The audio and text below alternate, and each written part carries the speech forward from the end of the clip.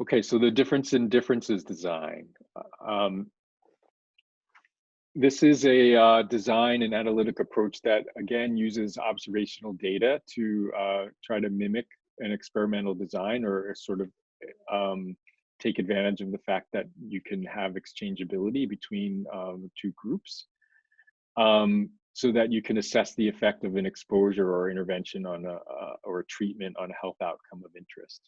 And so one big difference between, sorry to use the word different, one thing that is that distinguishes the difference in difference design from the interrupted time series design is that we're not looking at trends. We tend to be comparing 2 points in time, before and after, and then calculating the difference.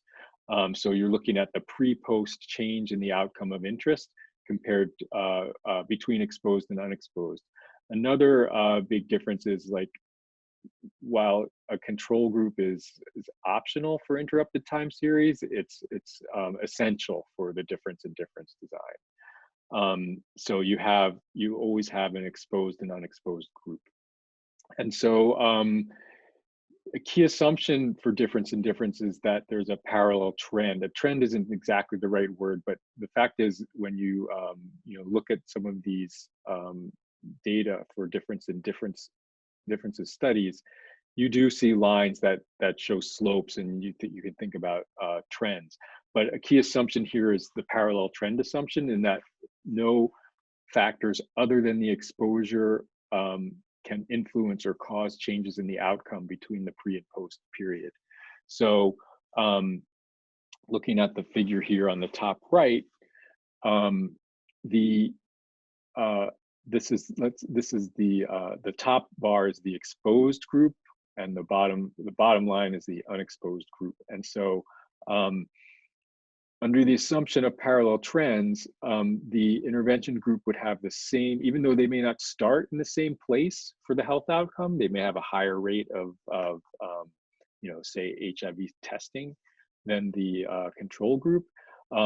The assumption is that there are no other factors other than the intervention that could change this expected parallel trend.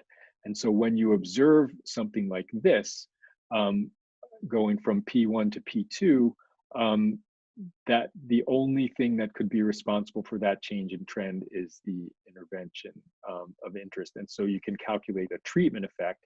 Treatment effect is not the overall difference between intervention and control, P2 and S2. It's the difference between the intervention and the counterfactual, what would have been expected for the intervention group had the intervention not occurred. And so this is also a nice thing about the difference in differences design. It doesn't require that the intervention and control groups be the same, like an RCT, like the characteristics of the groups be very similar because of randomization. No, but what it does assume is that the differences between the two groups don't change over time. And so, and that's often an assumption that it can be met. So the observed and unobserved differences between groups don't change over time. That would represent confounding. And if you do meet this assumption, then you can interpret the changes in slope as a causal effect. And similar to interrupted time series, you can develop a regression model to estimate to model what is going on, and to also estimate the treatment effect, which in this case would be P2 minus Q. You can also think about trends or I guess changes going in all kinds of different directions, right? So in this schematic, S equals 2 is the intervention group, and this is the control group. And so you can see here what would be happening under the parallel trends assumption, the assumed counterfactual. But what in fact was observed is a change in the slope, and then you can estimate the treatment effect as the difference, again, between the observed and the assumed counterfactual. This is important because the control group is important, especially because you need to account for what might be going on with regard to secular trends in the outcome.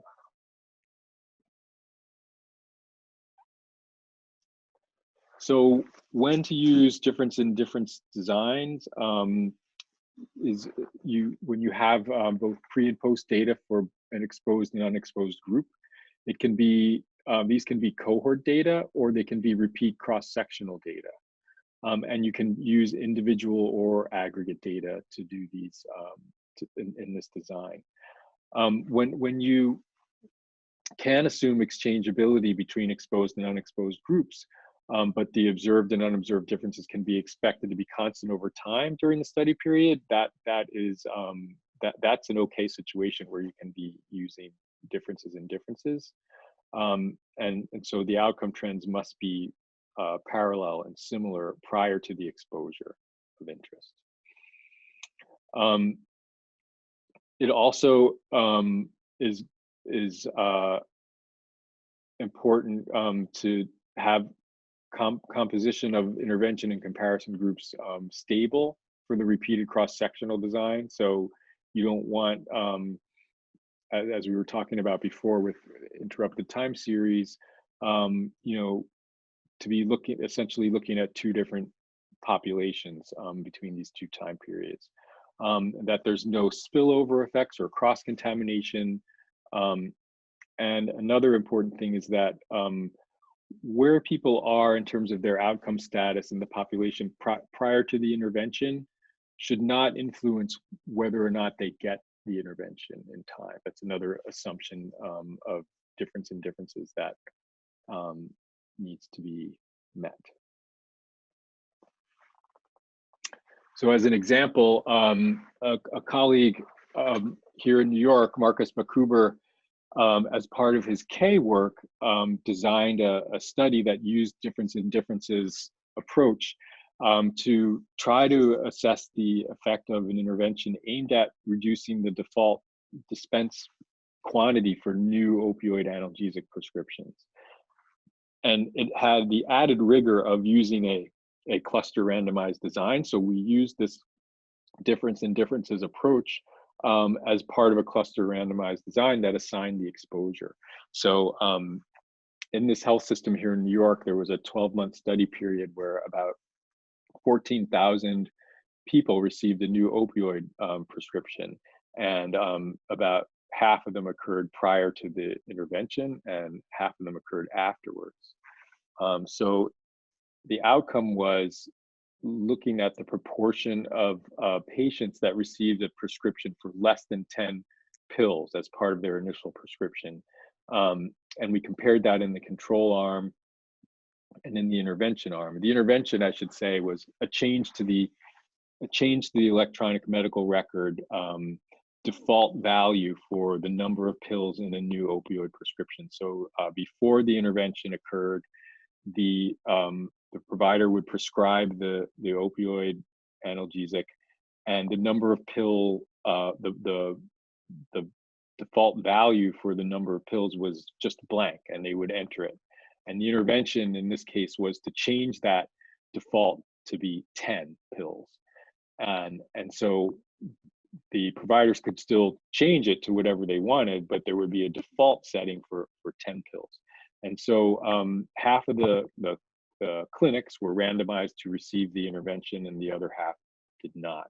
And so in the control arm, the pre-intervention to post-intervention, there was an increase in about 4%, 5% in the number of patients that got fewer than 10 pills.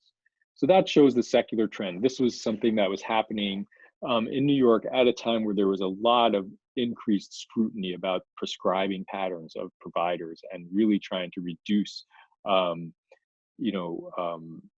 reduce unnecessary opioid prescriptions. And so without the intervention, there is some trend in reducing the amount of prescribing. And in the intervention arm, though, the group of sites randomized started from a different place. They were at a higher level already. but they increased to a higher level as well. So a larger difference. The difference in differences in this case was 7.5 percentage points. And just to show this graphically, this shows the data for the control group, and this shows the data for the intervention group, and this shows what would have happened if the parallel trend had prevailed. And so the difference here, the difference in differences, is the effect of the intervention on the outcome. And so this had a very powerful conclusion, that primary care and emergency department settings should really consider implementing an intervention like this if they want to reduce or accelerate reductions that are already happening in the amount of opioid prescriptions.